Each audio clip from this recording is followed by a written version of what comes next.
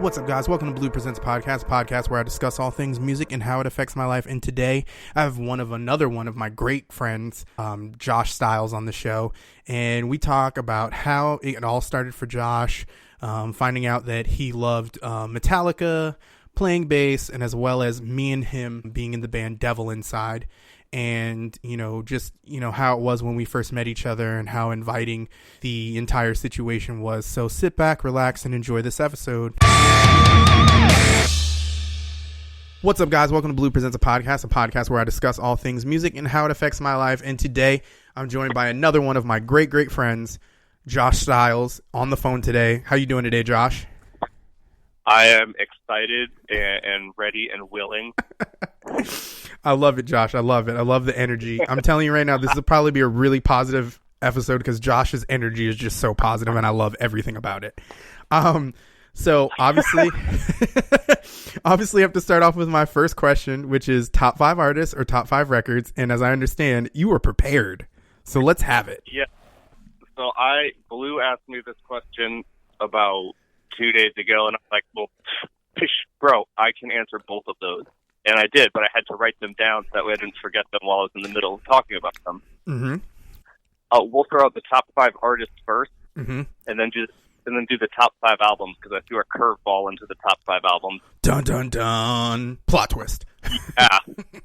So the top 5 artists that I think have probably affected me the most and have had the most impact on how I play music, how I look at music, would be number 1. The big one for me is Metallica. Okay. The band that absolutely got me into heavy music and was like, okay, I love heavy music from now on. Number 2, I think for anybody that knows me, this is a no-brainer, is My Chemical Romance. I really don't need to say anything much about them besides that reunion that they're doing is amazing, and their first show back grossed like $1.2 million. That's insane. How do you do that? No. That's incredible. Number 3 is the band that, if I had a desert island band, it would probably be this band. Mm-hmm. It's a band that if I need to know everything is okay, I can listen to them. And number 3 is the Ramones. Okay. Number 4 is I utterly love what this artist does. I think she is amazing. It is Stevie Nicks, both her solo output and her Fleetwood Mac work. All right, you're over here sounding like my aunt. Yeah, my aunt loves Stevie Nicks. She has very good taste. And then my 5th top artist most certainly has had the biggest effect on any music that I at least play on my own would be Buckethead. Just the breadth of his output and the quality and the styles that he can do are unbelievable. And I have listened to Electric Tears and Colma so many times.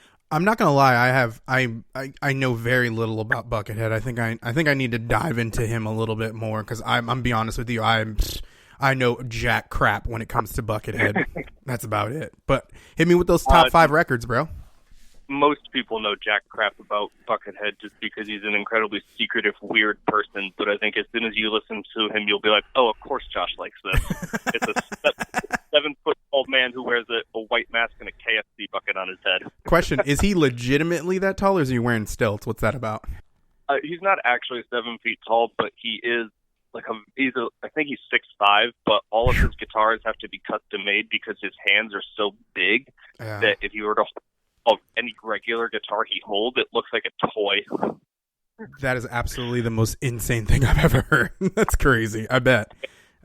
For a while, Gibson made a custom Buckethead Les Paul for him, and if you wanted one, you had to be prepared to shell out $5,000. And that's why Josh is on this show today. The knowledge you just dropped on us, man.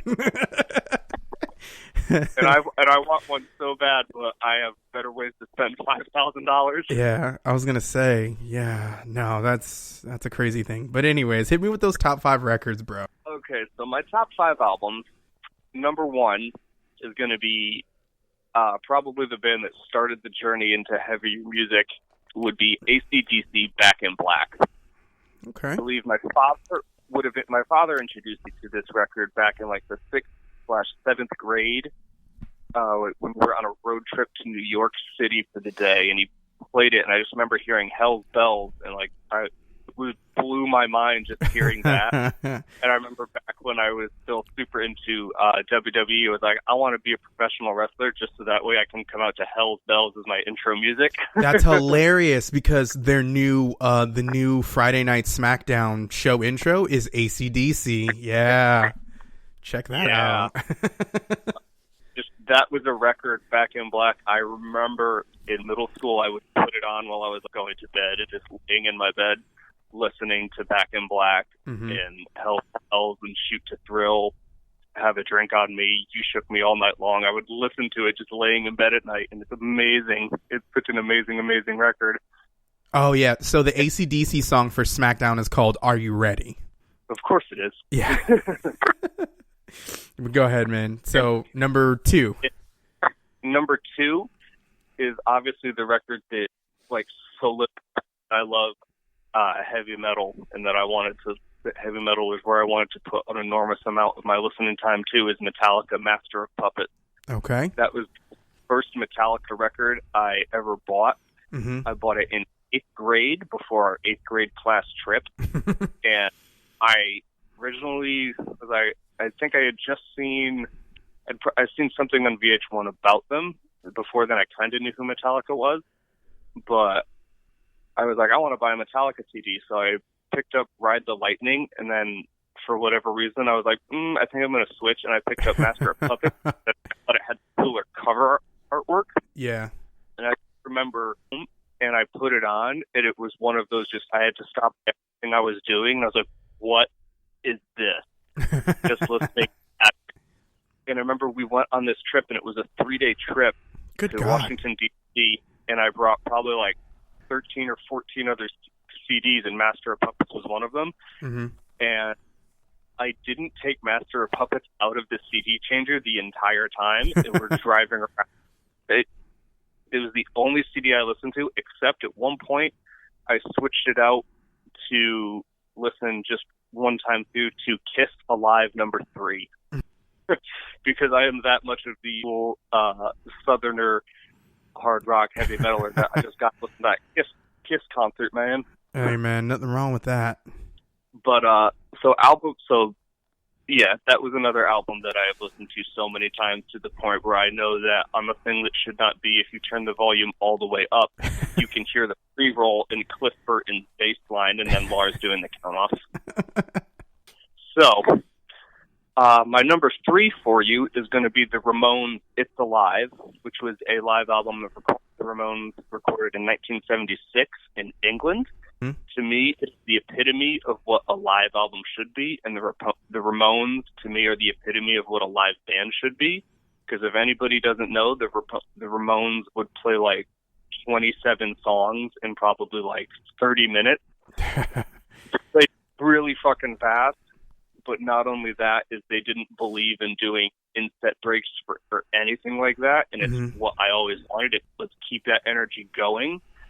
In between every track, it's just they end, and then you just hear Dee go, and then it's just that song, and that's exactly what I always wanted. It's an album that I've listened to many, many times, and for me, it's one of those albums I can put it on, and anything else that's going on in life, it's like, okay, everything's all right again because I have the Ramones.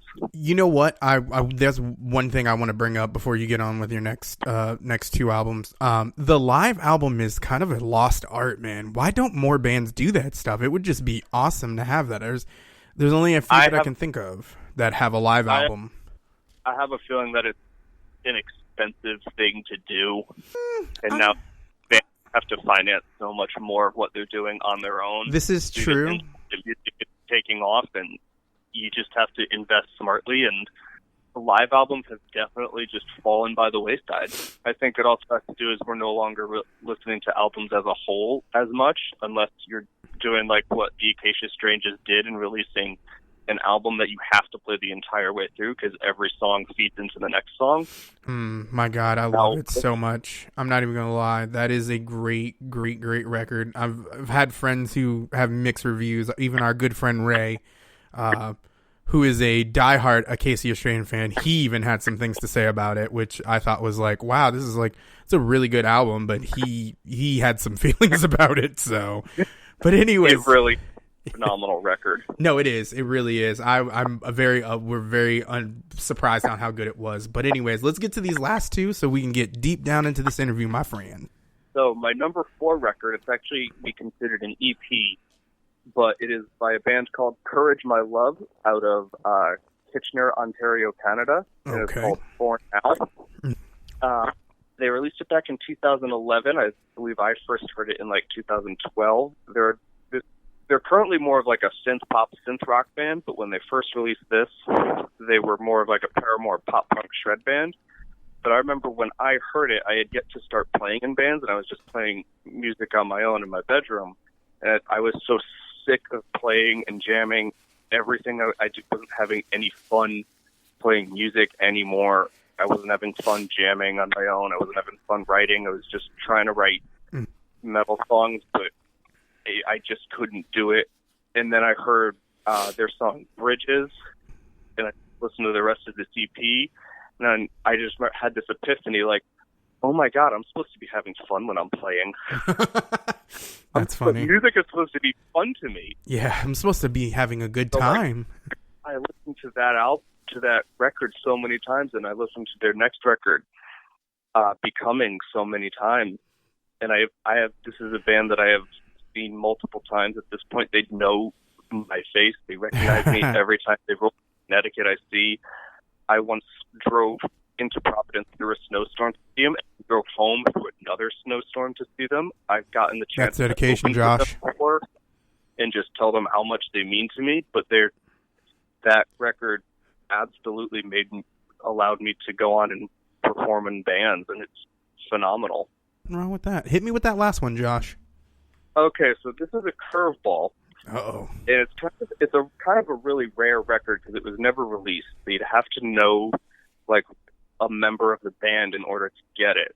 But it's absolutely had the biggest impact on my life. The record called Darkest Parts of Me by a band called Devil Inside. Oh my God. If anybody knows why I'm laughing right now, it's because me and Josh were both in Devil Inside. And I did not expect him to go this direction. Oh, yes. Some people are probably going to think this is a little narcissistic, and I absolutely do not. I think that if you're a recording artist, and if you have to list like the top 5 or top 3 or top whatever albums that had the biggest impact on your life, the album, like the first album you ever got to record, I think should absolutely be on there. True. And I mean, an album that I had never. Devil Inside was the first band I was ever like full time a part of, and I wasn't just filling in. And then Tom and Steve, the guitar players, like when I joined, they were like, "Yeah, do your own thing, write your own parts. We want you to feel comfortable in the band." And so all of the bass tracks on that album, I got to write them. I went in there on May 5th, the day after my birthday, and just recorded 9 tracks in 1 to 2 takes for each track. Wow. It was just it. So I got to play on that album. I have it in my car, and I can go and put it on. And if I turn the volume up real loud, I can be like, "Hey, I remember playing those notes," because I may have gotten Jason Newsteaded a little bit. It kind of not by the band's decision. The mixing engineer, I think he really hated bass players and was like, "Man, fuck this. My favorite record is this, bro." That's I mean, no, I get what you're saying, man, because I mean, if you're not taking pride in what you put out yourself, then what do you have to be happy about? You know, what makes you say you're a musician if you don't enjoy what you put out yourself? And me laughing about it was just, I wasn't ready for that to be one of your answers, but I totally understand it after you explain that meaning, because it's just, you created that sound.